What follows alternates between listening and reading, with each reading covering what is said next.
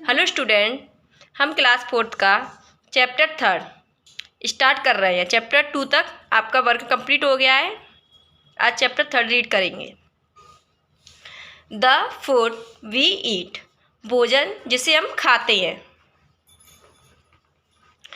All living organism need food to live, सभी सजीव जीवों को नीड आवश्यकता होती है फूड भोजन की, टू लिव जीवित रहने के लिए। सभी सजीव जीवों को जीवित रहने के लिए भोजन की आवश्यकता होती है। They eat food every day, वे रोज़ाना भोजन खाते हैं।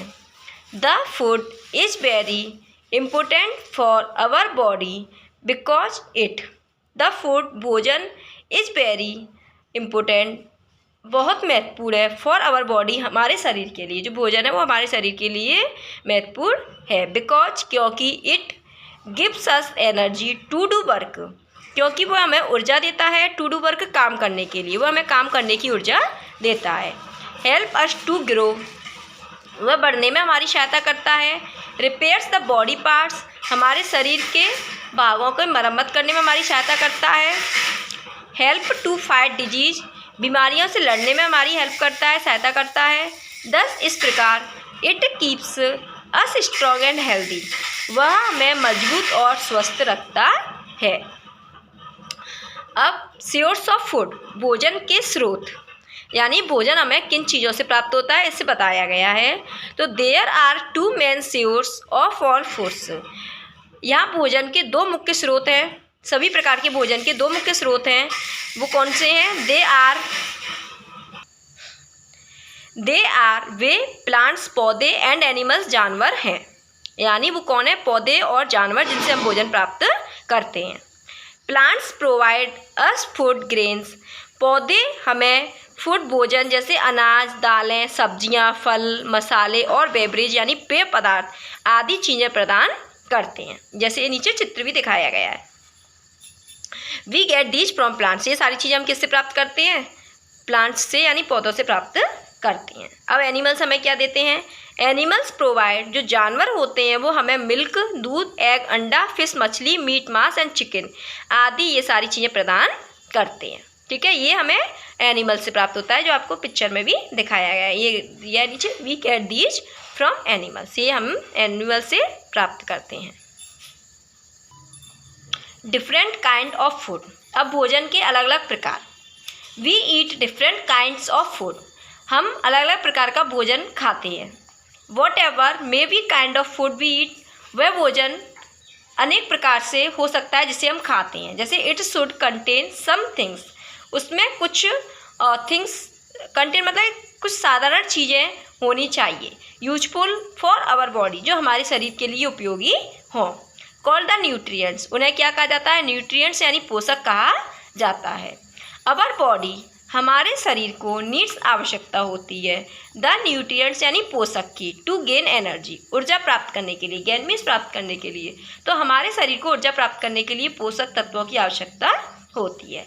टू ग्रो, बढ़ने के लिए। एंड फाइट डिजीज, और बीमारियों से लड़ने के लिए हमें पोषक तत्वों की आवश्यकता होती है। These are carbohydrates, fat, protein, vitamin and minerals, तो ये क्या क्या हो सकते हैं? ये कार्बोहाइड्रेट, फैट्स, वसा, प्रोटीन्स, विटामिन्स एंड मिनरल्स, खनिज आदि हो सकते हैं। Every food item may be rich in 1 और 2 न्यूट्रिएंट्स ओनली, फिर भी हमारा जो भोजन है वो 1 या 2 पोषक तत्वों से भरपूर होना चाहिए। रिच मतलब भरपूर, 1 या 2 पोषक तत्वों से केवल क्या होना चाहिए? भरपूर होना चाहिए। दीज न्यूट्रिएंट्स, ये जो पोषक तत्व होते हैं वो हैव स्पेशल फंक्शन, एक विशेष कार्य करते हैं। To perform in the body, हमारे शरीर को प्रदर्शित करने के लिए, मतलब हमारे शरीर को परफॉर्म कार्य करने के लिए, एक विशेष कार्य करने के लिए पोषक तत्वों प्रधान, मतलब पोषक तत्वों का होना जरूरी है। अब यहाँ पर कुछ पॉइंट्स दिए हैं, देखो। फर्स्ट पॉइंट है कार्बोहाइड्रेट। तो कार्बोहाइड्रेट जो है वो दीज प्रोवाइड्स, ये हमें प्रदान करता है हीट एंड एनर्जी, गर्मी और ऊर्जा प्रदान करता है। Some of the food rich in carbohydrate, भोजन के कुछ भोजन जो है वो कार्बोहाइड्रेट से भरपूर होना चाहिए। मतलब भोजन के कुछ प्रकार हैं जो कार्बोहाइड्रेट से भरपूर होने चाहिए। जैसे कौन कौन से हैं? हनी, शहद, बीटरूट, चुकंदर पोटैटो आलू, स्वीट पोटैटो गन्ना, एंड सीरियल्स अनाज, अनाज में जैसे वीट गेहूँ, राइस चावल, मेज मक्का, कॉर्न मक्का, बेयरली मिलेट्स बाजरा। ये सारे हमें कार्बोहाइड्रेट से, यानी ये हमारे कार्बोहाइड्रेट से भरपूर होते हैं, तो ये हमारे शरीर को ऊर्जा और गर्मी प्रदान करते हैं। सेकंड पॉइंट है फैट। फैट वसा, these also provide us heat and energy. ये हमें गर्मी और ऊर्जा, ये भी हमें गर्मी और ऊर्जा प्रदान करते हैं। सेम अमाउंट ऑफ फैट्स, वसा सेम अमाउंट ऑफ फैट मतलब वसा की समान मात्रा गिव्स देती है मोर देन ट्विस एनर्जी, मतलब देन द कार्बोहाइड्रेट। कार्बोहाइड्रेट से जो एनर्जी होती है वो हमें वसा दुगनी प्राप्त करती है, मतलब वसा से हमें कार्बोहाइड्रेट की अपेक्षा दुगनी एनर्जी, दुगनी शक्ति प्राप्त होती है।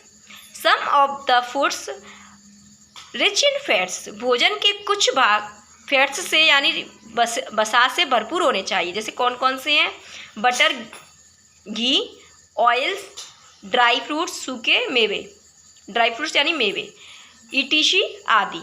ये इससे हमें वसा प्राप्त होता है। थर्ड पॉइंट है प्रोटीन।